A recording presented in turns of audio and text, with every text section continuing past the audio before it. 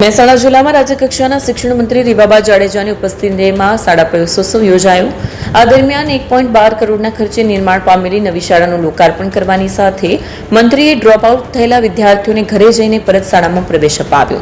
શૈક્ષણિક કીટ અર્પણ અને 1.12 કરોડની શાળાનું લોકાર્પણ.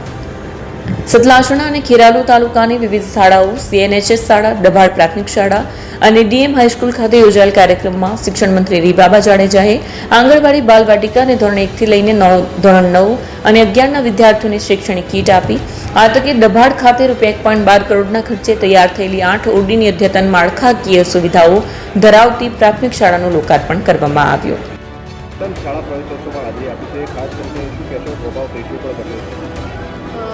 24માં શાળા પ્રવેશ મહોત્સવ અને કન્યા કેળવણીના ઉપલક્ષમાં આજરોજ મહેસાણા જિલ્લાના સતલાસણા, ડભોડ અને મહિયલ ગામમાં લગભગ 924 જેટલા બાળકોને વિવિધ કક્ષાના બાળકોને આજે પ્રવેશ અપાવવામાં આવ્યો છે. ત્યારે હું જિલ્લા વહીવટી પ્રશાસન, શિક્ષણ વિભાગ અને સ્થાનિક આગેવાનશ્રીઓ અને માનનીય ધારાસભ્યશ્રીનો ખૂબ હૃદયપૂર્વકનો આભાર માનું છું. વાલીગણ તેમજ બાળકોને આજના દિવસે, પ્રતિકાત્મક દિવસે જેટલા બાળકોએ પ્રવેશ લીધેલો છે તેમને ખૂબ હૃદયપૂર્વકની શુભકામનાઓ પાઠવું છું. આવનારા સમયમાં આદરણીય પ્રધાનમંત્રીશ્રીએ 2003માં જ્યારે શાળા પ્રવેશોત્સવ શરૂ કરાવ્યો ત્યારથી લઈને અત્યાર સુધી કન્યા કેળવણીની વાત હોય, ડ્રોપઆઉટ રેશિયોને ઘટાડવાની વાત હોય, સરકારની ત્રિવિધ યોજનાઓના માધ્યમથી દીકરા દીકરીઓને શિક્ષિત કરવાની અને વિકસિત ભારતની પરિકલ્પનામાં જોડવાની વાત હોય, ત્યારે મૂલ્યો આધારિત, સંસ્કાર આધારિત અને રોડ બેઝ લર્નિંગના બદલે સ્કિલ બેઝ લર્નિંગની વાત હોય, ન્યૂ એજ્યુકેશન પોલિસીના ઇમ્પ્લિમેન્ટેશનની વાત હોય, તો તમામ પરિપ્રેક્ષ્યમાં શિક્ષણ વિભાગ ખૂબ કાર્યદક્ષતા સાથે આગળ વધી રહ્યું હોય ત્યારે પુનઃ હું તમામ બાળકોને, વાલીગણને